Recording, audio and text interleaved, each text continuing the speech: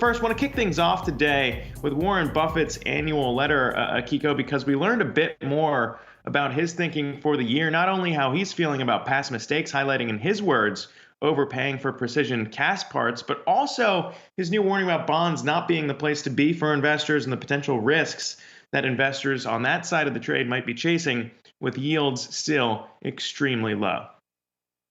Yeah, the bond yield story is certainly relevant given just how quickly we saw the yields rise last week. And on that front, no surprise, Warren Buffett saying bonds are not the place to be these days. And let's specifically look at what he said in that annual letter, because a lot of investors looking at this to sort of potentially reposition their portfolios.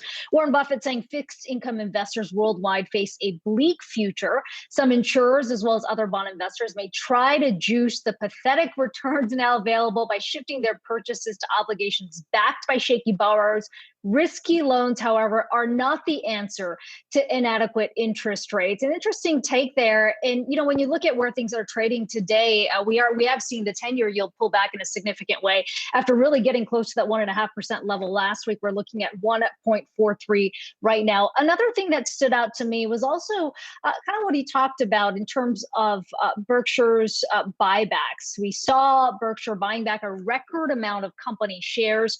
Fourth quarter, the company brought back $9 billion of its shares, bringing the total repurchasing of 2020 to $24.7 billion. And Zach, on that front, we've heard Warren Buffett say before that he doesn't necessarily believe in buybacks, but it is something that he sees the need to inject himself, especially when he believes that the intrinsic value of a company is dropping. So maybe some indication of where he sees Berkshire share trading in relation to the broader market right now.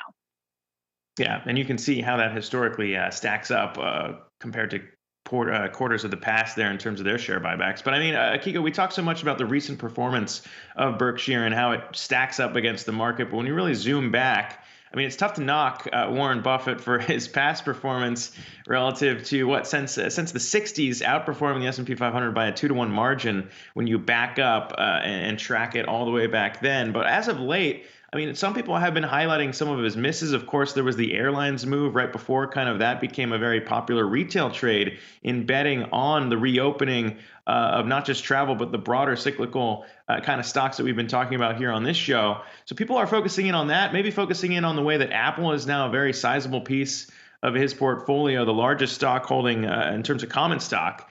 But what do you make of that when you really do zoom back and try and piece together how his maybe investment thesis has changed in some of the companies he's now betting on?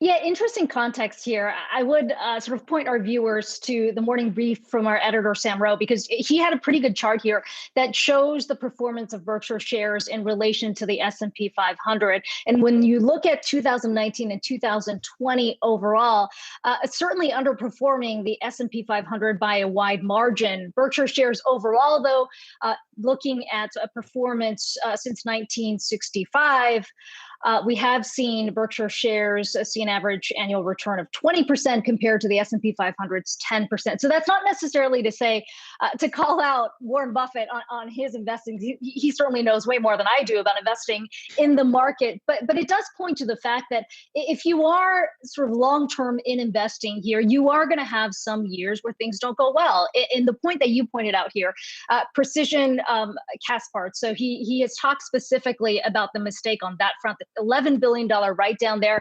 He says, I paid too much for the company. No one misled me in any way. I was simply too optimistic about PCC's normalized profit potential. So we all know Warren Buffett to be somebody who, when he knows there's a mistake there, he's the first one to own up to it. And at least on that front, it sounds like he feels like things were going to be much more rosier than they turned out to be.